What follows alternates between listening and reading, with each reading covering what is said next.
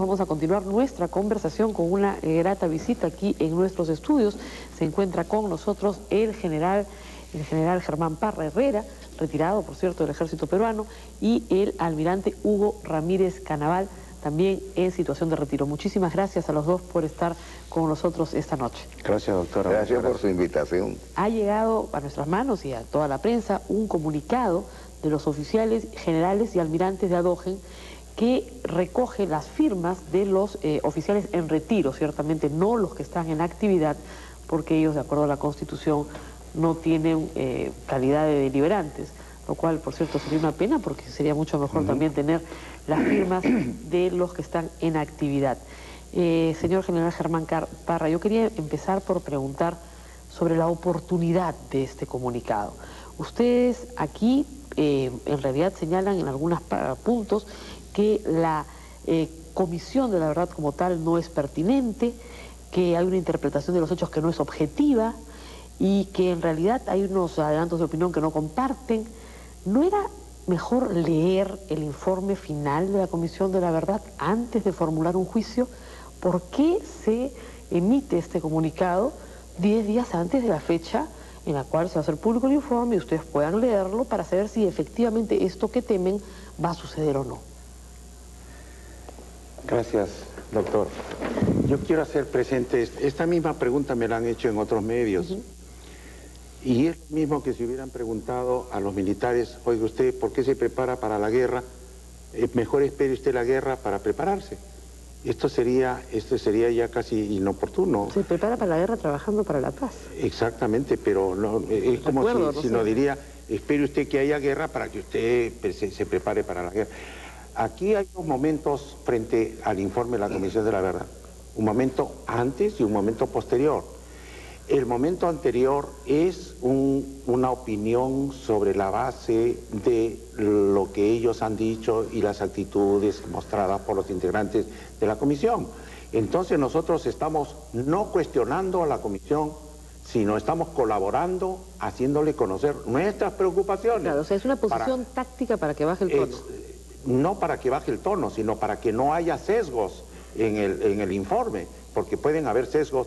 La verdad tiene una dirección y pueden haberse desviaciones a la izquierda o hacia la derecha o irse por otro lado. Entonces lo que estamos haciendo es expresar nuestras preocupaciones, porque el sesgo de un informe podría ser contraproducente para los fines de la comisión y podría ser también puede ser dañino para lo que están propiciando. El sentido del comunicado es guerra avisada no mata gente, para utilizar términos así. No necesariamente. No. Lo que queremos es evitar que se sesgue, porque esto puede hacer daño a la institución. Almirante, ustedes han señalado en el informe, y esto es público además, que el informe de la comisión efectivamente no tiene efecto vinculante, no es un procedimiento judicial, no es una acusación fiscal, no es la elaboración de un atestado policial, no tiene ninguna de esas naturalezas.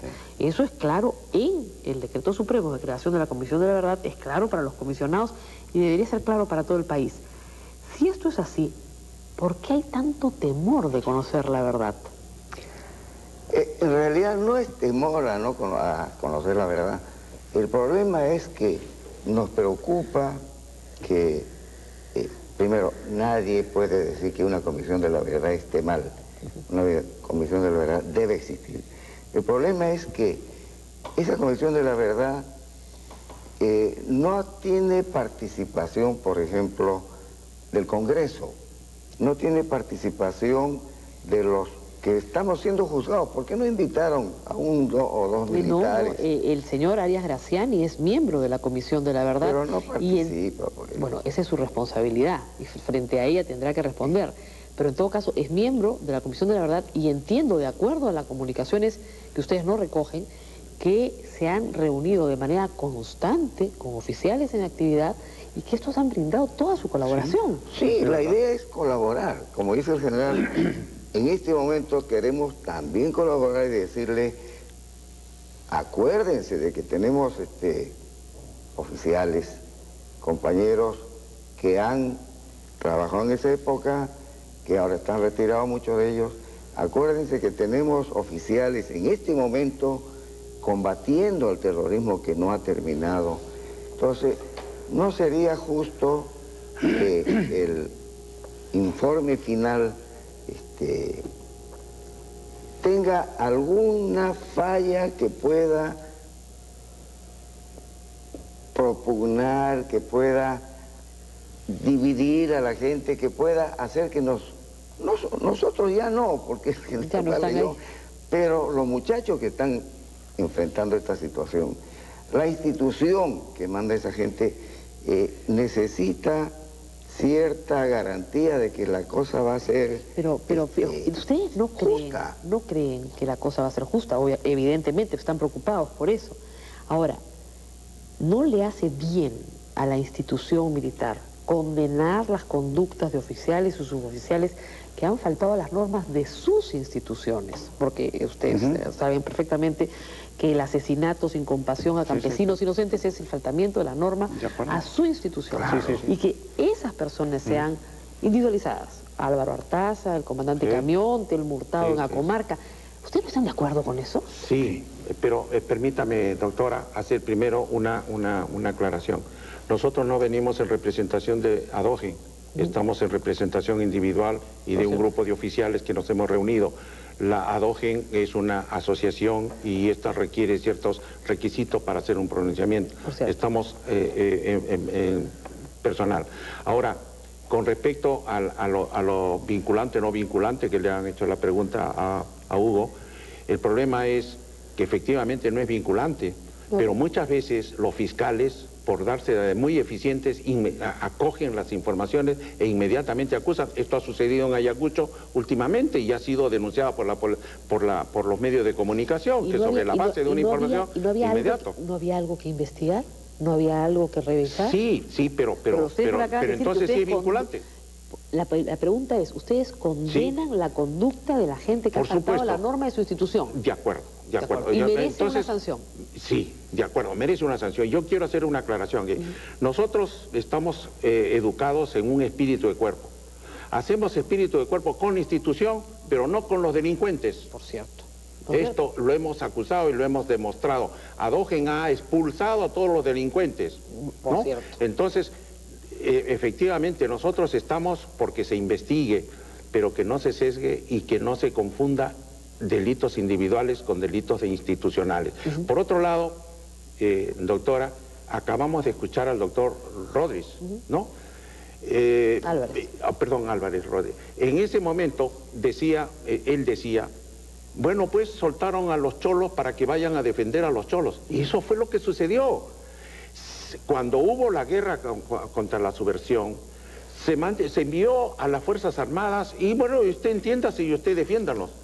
¿Y qué hizo el sector político? El sector político, que es el que manda en una de estas cosas, debieron haber vigilado esta cosa. Si desde el primer momento que hubo un error, se hubiera corregido el error y se hubiera enmendado, no hubieran continuado otros errores. Y ese aporte tan importante que está usted haciendo al estudio de lo que pasó en el Perú, así es. ¿Por qué no está en este comunicado?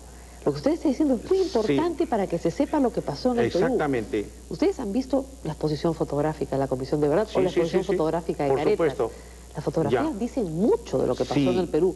Y lo que usted nos está diciendo es valioso. ¿Por qué negar que esa información se discuta en el Perú para que no vuelva a pasar? Pero usted nos está hablando de que las Fuerzas Armadas fueron abandonadas por el poder político. Sí, fueron abandonadas a su suerte y entonces no hubo orientación política porque, doctora, si se hubiera corregido los primeros errores desde el comienzo, no hubieran sucedido otros errores. Entonces el poder político, como dijo Álvarez, ¿no?, se mandó a los cholos para que defiendan a los cholos.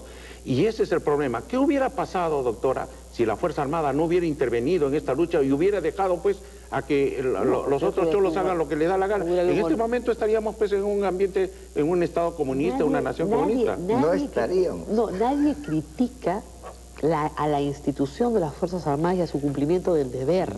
Y yo creo que eso deberían tenerlo claro. Sí, el punto no es ese, el punto es que hay un conjunto de delincuentes que fueron los responsables de serios abusos, que ustedes son los primeros en condenar y en los que no, ustedes son los primeros en admitir que eso no puede suceder en su institución, y que fueron abandonados por el poder político. Sí. Entonces, al contrario, ustedes Doctora, el abandono a las Fuerzas Armadas no ha sido solamente en la guerra contra subversiva, fue en la época también de Fujimori, cuando Fujimori destruyó a las instituciones. ¿Dónde estuvieron los partidos políticos? ¿Dónde estuvo la sociedad civil? Que no defendió su institución durante 10 años. Entonces este es el problema. ¿Qué mejor que la Comisión de la Verdad? Claro, es mejor, y nosotros no cuestionamos a la Comisión de la Verdad, cuestionamos los sesgos. La cuestionan en el primer párrafo. Ustedes dicen que nunca ha resultado muy clara ni oportuna. Por supuesto, claro, pues. Nunca resultó clara.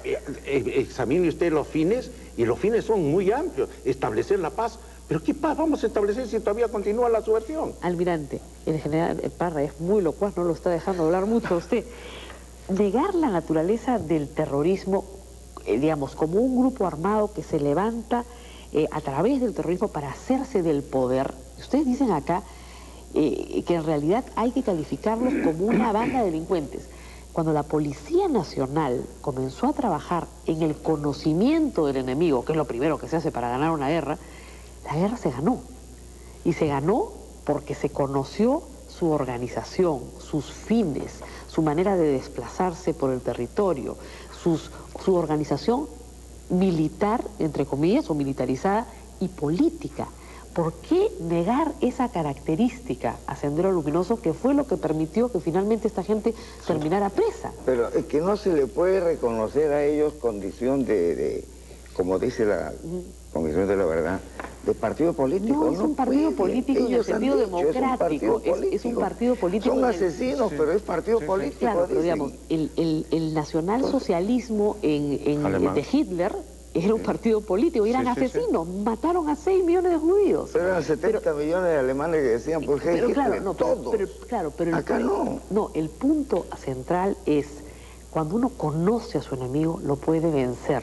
Claro. Si uno no conoce al enemigo, no lo va a vencer. Entonces no podemos negar lo que Sendero Luminoso era para poder vencerlo. Ese es el problema, que la Fuerza Armada del Perú ha vencido el terrorismo. Sus cabecillas están presos. Y la Comisión de la Verdad nos preocupa porque dice, no hay reconciliación sin sanción. ¿A quién van a sancionar? A los militares que están libres, porque los terroristas ya están adentro. Y los militares que ustedes condenan por haber violado las normas de su institución, ¿han recibido sanción? Estuvieron presos. Doctora, los militares fueron sancionados por la justicia militar, lo de la matanza de los barrios altos, lo de la Cantuta. Y les dieron una amnistía. Sí, pero la amnistía no fue para ellos. Entonces, la amnistía fue para el general Salinas y su grupo. Se negociaron las dos cosas juntas, usted sabe perfectamente. Esto que ya estaban juzgados y presos, los acoplaron, por supuesto. La institución se aprovechó para liberar a su gente, que tampoco es del todo justo, porque hay gente que cumple órdenes. Posiblemente no las han cumplido como se les enseñó que debería, porque a nosotros nos enseñan derechos humanos. Así es, y les enseñan que hay órdenes que no se deben cumplir. Sí. También, sí. Claro. Por supuesto. En la Marina, cuando un almirante le da una orden a un oficial y cree que no la debe cumplir, le dicen que se anote en el diario bitácora que a las 11:30 yo digo que no cumplo y me retiro del buque. Entonces, uno puede, el subalterno puede decir no cumplo, pero ¿qué hace usted con sargentos, soldados, como dice el general, que asume indios a pelear con los indios? Pero que asume entonces el oficial su responsabilidad por haber dado la orden. Claro, pero no el general, que el general no le dijo que vaya a matar. Pero se puede identificar cuál fue el oficial que dio la orden. Permítame. No, pero nadie dice vayan, maten sin pensar a quién, a niños o mujeres. El oficial va y cumple órdenes.